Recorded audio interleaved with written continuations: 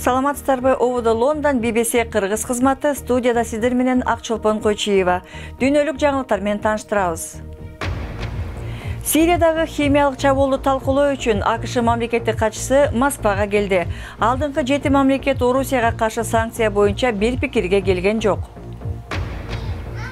Балдарды эмдеш керекпи же жокпу? Эгер ата-энеси вакцинага макул болбосо, эмделбеген балдар коркунучтуу илдетке кабылышы мүмкүн. Окмуштуулар табиаттын керемети саналган чоң барьер рифтери өңү өчүп жабыркоодун калыбына келбеши мүмкүн деп билдиришти. Америка Кошмо Штаттары өткөн жумадагы химиялык чабуулдан кийин Орусия Сириянын президенти Башар ал-Асадты колдогонду токтотот деген үмүтүн билдирди. Америкалык мамлекеттик катчы Рекс Тиллерсон чоң жетилик өлкөлөрүнүн жолугушуусуна түз эле сүйлөшүүлөр үчүн Москвага келди. Чоң жетиликтин жолугушуусунда Британиянын Москвага санкцияларды жарыялоо тууралуу сунушу колдоо тапкан жок. Алдыңкы 7 мамлекеттин министрлеринин жыйынында Орусиянын расмийлерине жана Сириянын аскер өкүлдөрүнө каршы санкция жарыялоо боюнча келишим кабыл алынган жок. Британиянын тышкы иштер министри Борис Джонсондун сунушу колдоого алынат деген үмүт болгон. Бирок соңку документте санкциялар айтылган эмес. Дегенмен менен президент Трамптын Сириянын аскер базасына ракеталык сокку урганы, химиялык чабуул жасалган согуш кылмышына карата кылдат ойлонгон кадам катары бааланды. Мамлекеттик катчы Тиллерсондун келиши Дональд Трамп шайлангандан берки АКШ менен Орусиянын ортосундагы эң жогорку деңгээлдеги биринчи расмий жолугушуу болот. Жаңы шайланган президент Кремль менен мамилени жөнгө салууну көздөгөн. Бирок Путиндин Башар ал-Асадты колдогону буга тоскоолдук жаратууда. Учурда АКШ Сирия менен Орусиянын ортосундагы шериктештикти бузууга умтулууда. Орусия Асадтын режими Хизбулла жана Иран менен шериктеш болуп алды. Бул шериктештик Орусиянын стратегиялык кызыкчылыгына жооп береби? Же ал АКШ жана башка батыш өлкөлөрү, ошондой эле Сирия кризисин жайгарууну каалаган жакынкы чыгыш өлкөлөрү менен кызматташууга кайтышы пайдалууракпы? Орусиянын бийликтери президент Трамп өткөн жумадагыдай Сириянын аба базасына томогавк менен чабуул жасаса, ага күч менен жооп берилет деп эскертти. 89 адамдын өмүрүн кыйган химиялык чабуулду жасаганын Сирия дагы деле четке кагууда. Бирок Вашингтон зарылдык болсо дагы чабуул жасоого даяр экенин билдирди.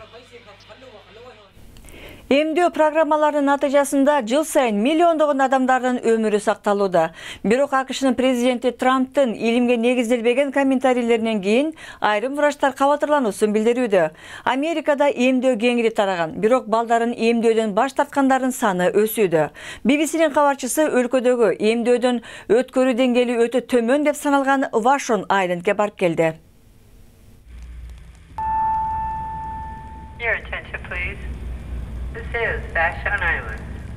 Сиэтл штатынын тушундагы Вашон аралына кош келиңиз. Бул жерде таза, табигый жашоону каалаган коомчулук жайгашкан.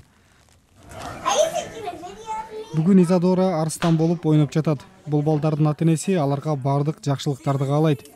Бардык эле дары-дармек сыяктуу эмдөө кээ бир учурда олуттуу кесепетке алып келиши мүмкүн. Жалпы илимий келишим боюнча эмдөө коопсуз, эффективдүү жана адамдын өмүрүн сактап калат. Бирок ишенбегендер да бар.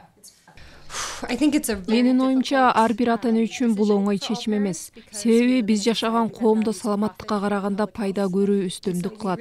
Ошондуктан бүт маалыматты өзүңүз илдеп чыгышың керек. Эмдөө терс таасир кылары тууралуу далилдер көп.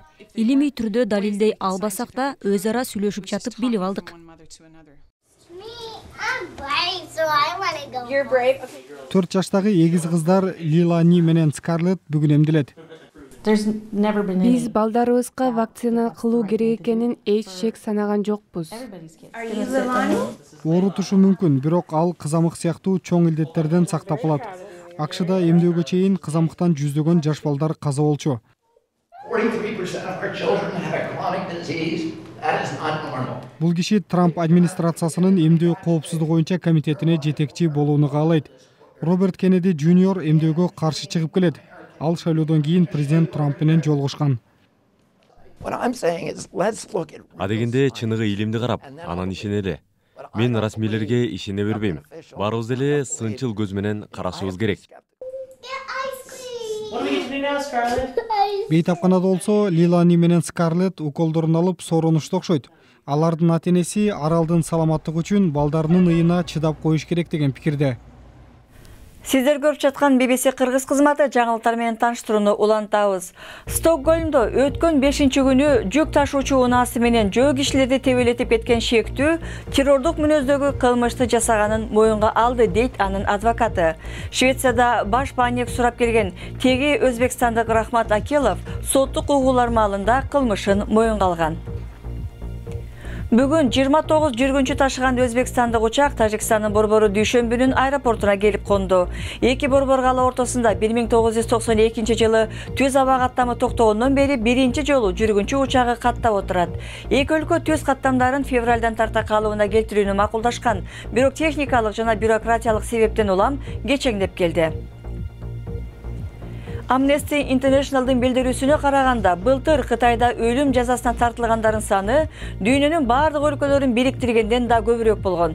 Иракта, Сауд Арабиясында жана Пакистанда былтыр 1000ден ашуун киши өлүм жазасына тартылып, 2015 жылга салыштырганда бул көрсөткүч 3дөн 1ге кыскарган. Австралиянын чоң риф барьери деп аталган коралл рифтери талкаланууда. Окумуштуулардын айтуусунда узундугу 900 милге созулган кораллдардын түсү өчүүдө. Абадан тартылган сүрөттөн көрүнгөндөй, былтыр рифтердин түндүк бөлүгүнүн өңү өчсө, быйыл ортоңку бөлүгү дагы өчө баштаган. Эми рифтердин калыбына келиши оор, дейт эксперттер. Деңиз түбүндө табият тарткан көркөм сүрөттүн түстөрү өчүп, азыр бозоруп жатат. Австралиялык окумуштуулар билдиргендей, Улуу барьер рифинде 1500 километр аралыкта кораллдардын өңү өчтү. Кораллдардын жабыркоосу мурда болбогондой тездик менен жүрүп жатат. Кораллдын өңү өчкөндө ага кызгылт түс берген балырлар жоголуп, артынан кораллда жабыркайт. Ал дароо жок болбосо да алсырап, бара-бара жоголууда. Коралл рифтери кайра калыбына келүүгө жөндөмдүү, бирок Улуу барьер рифи калыбына келер бекен деп окумуштуулар күмөн саноодо. Анткени ал былтыркы зыяндан кийин калыбына келгенге жетишпей калды. Бул табигый кооздук Италиянын же Жапониянын аймагына барабар. 1981 жылдан бери дүйнөлүк мурас деп жарыяланган. Ал жыл сайын Австралиянын экономикасына эбегейсиз киреш алып келет. Глобалдык климаттын жабырлануусунан улам суунун температурасы өсүп, кораллдар жабыркоодо. Окумуштуулар табияттын укмуш кооз байлыгы саналган бул рифти сактап калууга убакыт аз калганын айтууда. Спорт жаңылыктарын көрөлү. Арсеналдын мурунку чабуулчусу Джон Хартсон тренери Арсен Венгер клубтан кетиши керек деди. Венгердин жетекчилиги астында Арсенал бир дагы жолу лиганын алдыңкы 4 сабынан төмөн түшкөн эмес. Бирок кечээ команда 3-0 менен Кристал Паластан жеңилип калды. Венгерге 2 жылдык келишим сурушталган, бирок ал калаары ачык айтыла элек. Европалык футболдун мыкты чабуулуна каршы турчу мыкты коргоо демекчи Ювентус бүгүн Чемпиондор лигасынын чейрек финалда Барселона менен беттешет. Туринде машыккан испаниялык чемпиондор 2 сезон мурунку финалдын кайталанышын эңсешет. Анда алар италиялыктарды 3-1 менен утушкан эле. Булардан тышкары Германияда Боруссия Дортмунд менен Монако ойномокчу. Аргентина 8 ойындан кийин эле тренери Эдгардо Боузаны кызматтан кетирди. Команда 2 жылдагы дүйнөлүк чемпионатка автоматтык түрдө жолдомо ала турган орундарга илинбей калды. Алар Түштүк Америкалык топтун ичиндеги 10 команда ичинде 5-орунда турушат. Жаңылыктардын соңунда жүрөктү түшүргөн укмуштай бир көрүнүшкө токтоло кетели. Бул сууда сүзүү бассейни көчө деңгээлинен 150 метр бийиктикте курулган. Техас штатынын Хьюстон шаарында Маркет Сквер мунарасына келген коноктор сууда сүзгөндө ылдый карабашы керек окшойт. Түбү айнектен курулган бассейн кишини сууда сүзүп эмес, абада калкып тургандай сездирсе керек. Баш айлана турганда бирок абдан кызыктуу. Биз берүүбүздү ушуну менен жыйынтыктайбыз. Аны алып барган Акчолпон Койчиева. Эфирде кайра жолукканча саламатта болуңуздар.